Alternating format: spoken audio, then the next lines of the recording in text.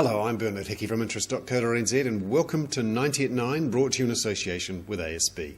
This is your morning briefing where you get everything you need to know in 90 seconds at 9 o'clock, starting now with news from Bill English on the fringes of the APEC meeting. He says now is the time to withdraw fiscal stimulus. He's talking about a tough budget in 2010, and no doubt he's now talking to his departmental heads to say now's the time to cut spending. The government's fiscal position, particularly over the next 4 or 5 years, is dire.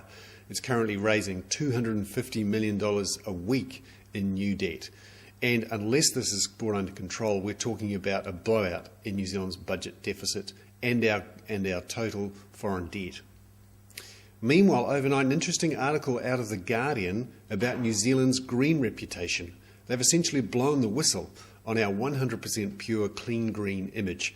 They say that our increases in greenhouse gases and many other factors mean that we're essentially selling a mirage to the world when we say that we're clean, green and 100% pure. This will be interesting to see whether this damages our reputation globally. Meanwhile, finally, there was a big sale of 30-year bonds in the United States overnight. This is US government bonds. And the yield on the bond auction was a bit higher than many expected.